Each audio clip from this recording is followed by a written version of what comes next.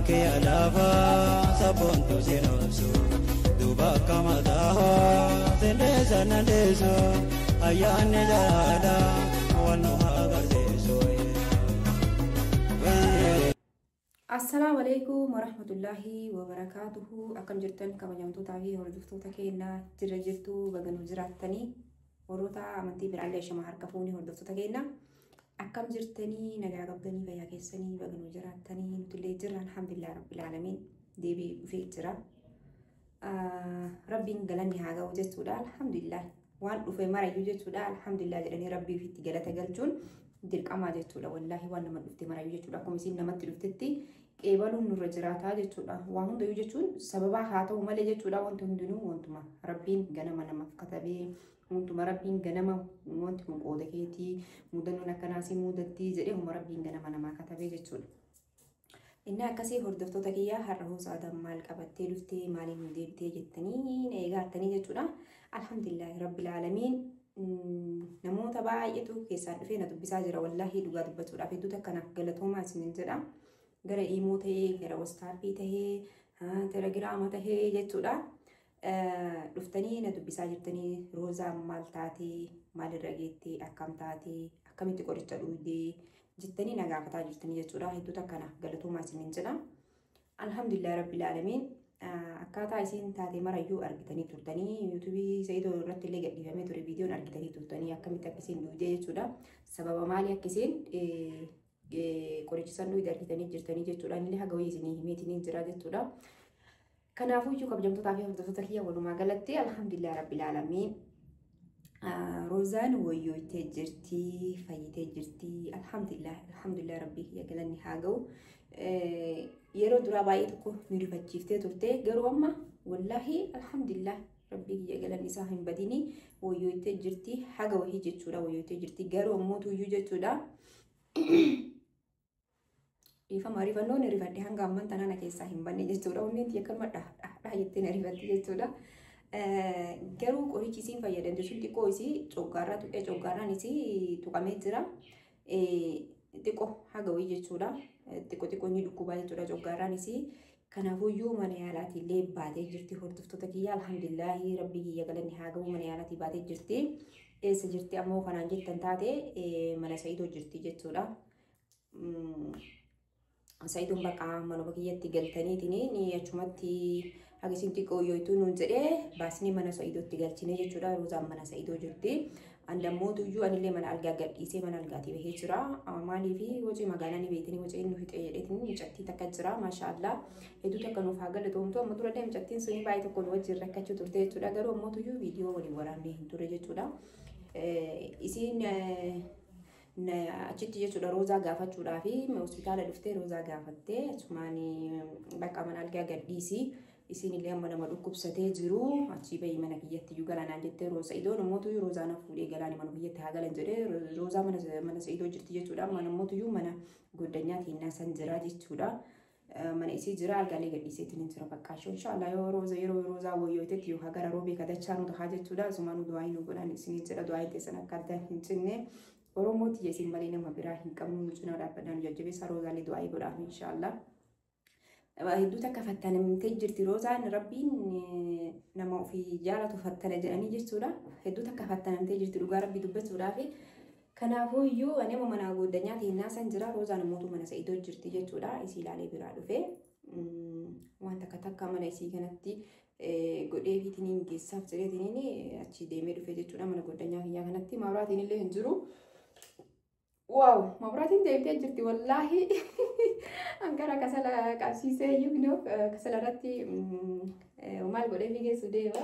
Bulluqan godhee geessuuf deemaa jechuudha. Murtii godhee geessaaf jedheetiniin wanti takka irra dhaabattu waa yoo nyaattu jechuudha. Akka waan itti ulfaatu na fakkaate coggaarraa isirratti ni deebisti jechuudha. Kanaafuyyuu waan takka godheetiniin geessaaf jedheetiniin mana goddanyaa teennaa tana dhufee asitti bulluqa godhee fiigeessu deemullee yookaan shorbaan jira mikaa waan takka jechuudha. Waan xiqqoo garaa isirratti hin ulfaanne godhee geessaaf jedhee dhufeetiniin jechuudha. Kasala qabsiiseetiniin kinu bira dhaabbataa jira. Mabraatiin nu deemtee jirti maashaallah. Gaafa duraa hin dubbattu nama jalaa hin dubbattu waan takka jettu amma ni dubbatti maashaallah. Wayyooytee jirti isiniin jedha kanaafuyyuu uffata isin jijjiirattullee geessee fi luka kanallee godhee geessuu fi deemaa jechuudha. Hanganumaatti na wajjin turaa isiniin jedha Roozaallee isinitti agarsiisu ta'a hordoftoota kiyya. Isin dubbisiisaa isin haa dubbistu na wajjin turaa isiniin jedha. Hordoftoota keenyaa nu akkuma argitanitti jechuudha. Shorbaa kanallee amma bitee dhufee jechuudha. Shorbaa godhuu deema. Nabitanii hidhaa amantaa bitee dhufee jechuudha.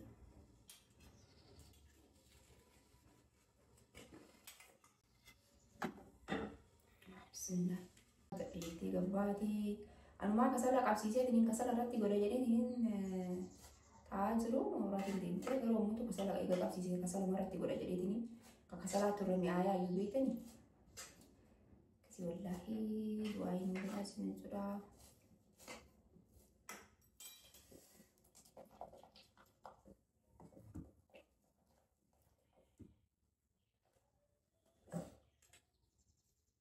Isin aanan hin jaalattu sila aanan inni itti godhaaf ture. Shorbaan aanan garuu aanan qabuun nan mi'aawa. Isin lammuutuyyuu aanan hin jaalattu Roozaan. Akkasitti mogaa Roozaa fi Sa'idoon asumaan yookaan sargii godhatan ta'a. Amma mana Sa'idoo eega seenti Roozaan bahuun hin jiraaree dhugaa boonaa jira. Achumatti ni boonaa fi sargii goonee fi ol fuudhan ta'a yookaan yoo rabbiin jara lamaan waliif qoodii jechuudha. Waliin hanqatanii yoo rabbiin immoo waliif hin qoodiin jechuudha. Akka fedhanillee waan fedhe Roozaan illee haga fedhe Sa'idoo haa jaalatu. Sa'idoon illee haga fedhe Roozaa haa jaalatu. Wal fuudhuu hin danda'an jechuudha. Yoo hundatu rabbii waliif qoode abbaan fedhe waan fedhe yoo hojjete abbaan fedhe waan fedhe yoo godhe jechuudha. Jara lamaan adda baasuu hin danda'u jechuudha. Akkasii meeqa inshaallah tirifnee maal argina. Anugaa gammachuu biyya Roozaaf Sa'idoo osoo wal fuudhanii waldaa naaf gammachuu biyya gammachuu guddaadha jechuudha. Maaliif Sa'idoon illee nama gaariidha, nama nagaatii, nama jechuun nama akkaan jaalannu, nama akkaan kabajnu, nama namaaf yaadu Sa'idoo wallaahi jechuudha. Nama namaaf yaadu jechuudha. Sirriitti jechuudha nama si jajjabeessu, nama akkati guddattu siif yaadu, siif jajjabeessee akkati guddattu guddina kan kee nama arguu barbaadu jechuudha. Sa'idoo jechuun anaaf akka kiyyatti jechuudha. Obboleessi kiyya nama akkaan jaaladhu, nama akkaan kabaju jechuudha. Kanaafuu Roozaaf Sa'idoon osoo wal fuudhanii anaaf gammachuu guddaadha. Isiniin jedha Roozaan illee akkasuma. Wallahi Roozaan illee nama gaariidha. Nama miskiina jechuun addunyaa kanarratti namni akkasii jira jedhee hin yaadu. Wallahi nama gaariidha jechuudha. Nama hedduu takkaan jaaladha. Roozaa wallahi ani Roozaaf jedheetiniin maqaa hin jiraanne osoo taatee waan dhiira taate jechuudha. Roozaa qaala fuudhe sila garuu waa beekee rabbiin bofa miila dhoorgatee jedhanii maal godharree akka jiru gosoota kiyya wallaahi akka Roozaa jaaladhu sila qaadesii godhu ture iyyuu garuu hin taane yaa dubbiin maal godharee dubbiin hin taane yaa gosoota akkasii wallaahi inshaallah malaan gizee deemus gizee karaa deemus yoo natti tole viidiyoo isin waraabaa deemaa jechuudha. Gizee si bira gahillee isillee isinitti agarsiisaa isin dubbisiisaa ni dubbatti amma akka duraadha ni dubbatti ni haasoitti garuu rabbumatu dhaqqabe malee wallaahi Roozaa qorichillee baay'ee miidhee beekanii doktorri baay'ee miidhee jedhee amma aananiif waan takka dirqamaan aanan hin jaalattu garuu immoo dirqama fayyaa isitti caala waan taateef dirqama.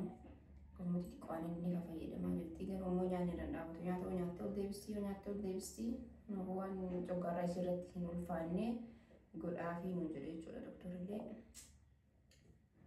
Akkasii keenya kun mana namaa jirraa mana keenya hin jirus mana keenya jiraannee bareedu ture mana namaa jirraa jechuudha. Mana Sa'idootti illee achi keessa mana isaatti illee waan godhuun baay'ee fudhatu ulfaatee sumatti godhee hidaa jedheetiin hin galee jechuudha. Siilaalee biraas deebi'ee. Walirraa fagoo miti jechuudha manni nama jiru kanaaf manni Sa'idoo jechuudha Oromoo bira. Najaamaan hin galate. Akkasitti hordoftootaa fi kabajamtoota keenya isinillee du'aa godhaa warri Roozaa fi Sa'idoon akka wal fuutu hawwii qabdan jechuudha. Du'aa godhaa fi du'aa sana dhaabbadhaa akka jala lamaa wal argatanii jechuudha. Inshaallah jaalala garri waliif qabdu kana jechuudha. Jaalala jechuun abbaa beekuuf waan guddaadha wallaahi. Namni wal jaalate wal argachuun anaaf waan guddaadha jechuudha. namni tokko yoo wal jaalatti bakka waluma argachuudhaan miidhagsanuma. Sa'idoon illee akkamitti isii jaaladha isii lama kan jedhu akkas ta'e Roozaan illee akkamitti na jaalatee waan san na gaafatee waan san dideetiin hin booda namoota inni sababa kiyyaatti akkana ta'a kajettu akkas taatee jechuudha. Walumaa galatti inshaallah jaalala jarri lamaa waliif qaban kana jechuudha jaalala dhugaa rabbiin haa godhu warra fiixa waliin baane rabbi waliin haa godhu du'aa godhuun beekuun du'aa godhaa isiniin jira hordoftoota kiyyaa. Wallaahi ani hin beeku bakka keessi jechuun osoo jarri lamaa wal fuudhanii ni ga'anaaf gammachuu guddaa na dhagahamaa jechuudha. Inni akkasii shorbaa godhee geessee farmuuzatti naqee geessaa fi wanta akka waan isii barbaachisu uffata jechuun uffata isin jijjiirattu jechuudha.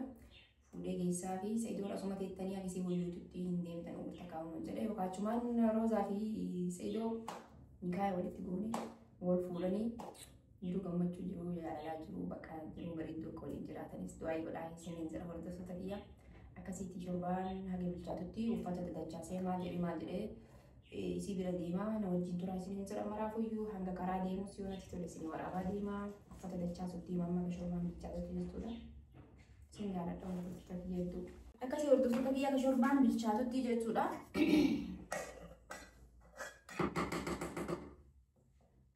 Kirraan shorbaan bilchaatu uffatan fidee uffatallee asuma taa'ee asuma biratti dachaasaa na wajjin turaa.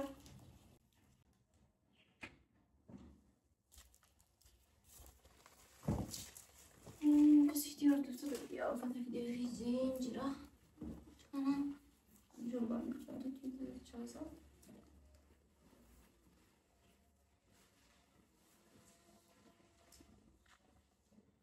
Wallahi baay'ee tokkoon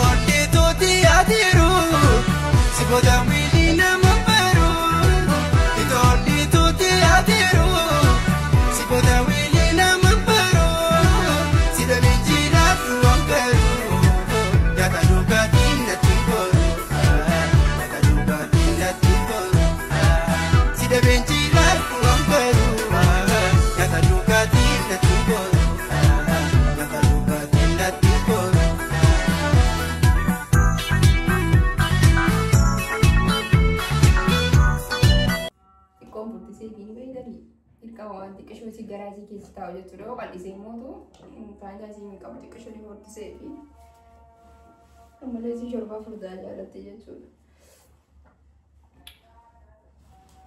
Asaanaan jiranii illee bira hangaluma fuudhaa bakka kaan yoo ka'achi ka turu yoo mana Sa'idoo ka turu taate yeroo biraa deebi'ee fuudhaa fi ammaaf immoo hangaluma fuudhaa fi jechuudha. Musiin jijjiirattu.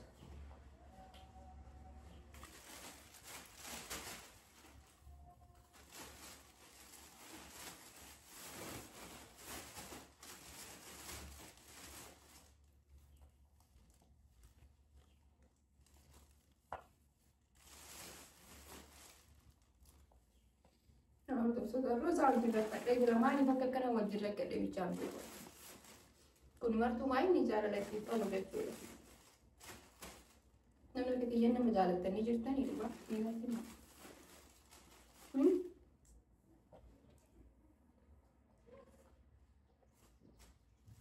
Feestaala biraa kufaransi dabalanii. Akkasitti hordoftoota kiyyaa shorbaalee godhee geessee uffatallee fuudheetiin deemaa jira jechuudha. hanga achi ga'utti na wajjin tura gizee achi ga'e roozaa isinitti garsiisa.